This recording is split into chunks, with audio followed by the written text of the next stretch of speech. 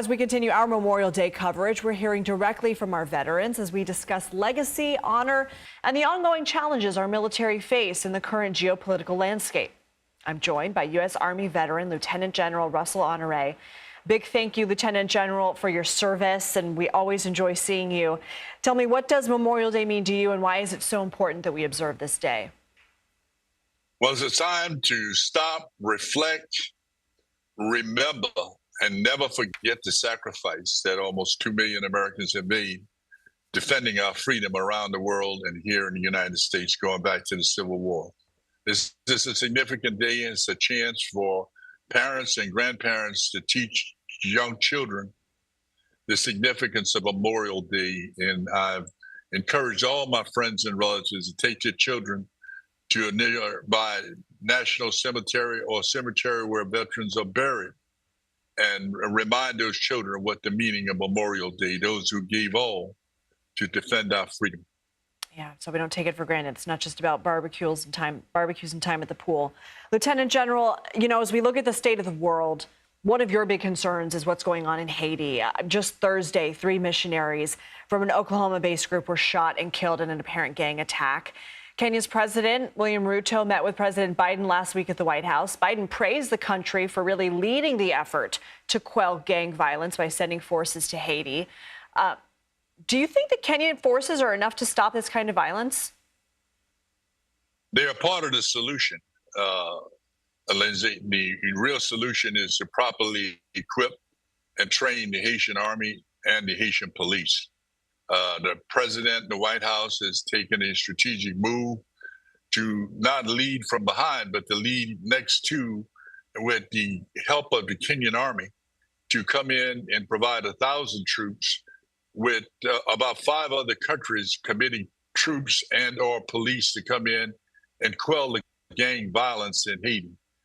This is a significant humanitarian crisis with over 350,000 people displaced, 2,500 killed by gangs, and almost 2 million Haitians starving in the Western Hemisphere, 600 miles off our coast. I applaud the president for staying with Haiti, for providing the logistics and the support of the U.S. Southern Command. But we need to do more, and we need to do more now with hurricane season coming and nearly 2 million Haitians starving.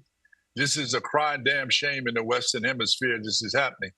And we've encouraged the White House to, through dialogue with the National Security Council and the Haitian diaspora here in the U.S., to get this thing moving and to encourage the Congress to not hold up aid to Haiti. This should not be something held up in Congress of $40 million, which is just a drop in the bucket that we're going to really need to have this mission successful.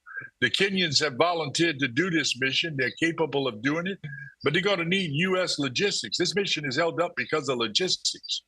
And politicians can make decisions, but it's the logistics that cause this to be successful or not.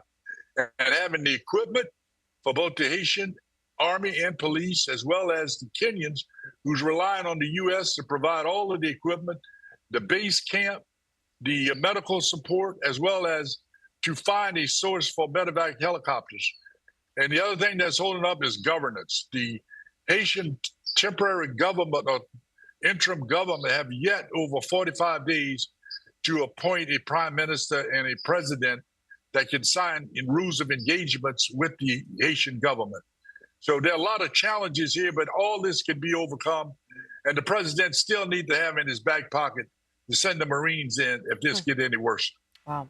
Well, before we let you go, June 6th will mark the 80th anniversary of D-Day, also known as the Normandy landings during World War II. As we think about legacy and service today, can you share with us the significance of remembering our World War II veterans specifically this year?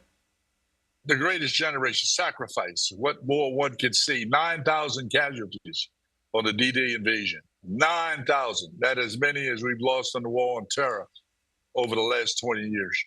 In one battle, young men, many of them and women supporting them, young men who went into this war, many of them lied to be able to get into service, to wear that uniform, and to get out in the back of those Higgins boats and crash what was one of the most biggest atrocities in the world is what was happening in Hitler's regime. And many of them never again to touch their mama's hand or their wife or see their babies born. They lost their lives right there on the beach in Normandy and throughout this Allied invasion. One of the biggest sacrifices we've ever made in one battle in one 24 to 36 hour period.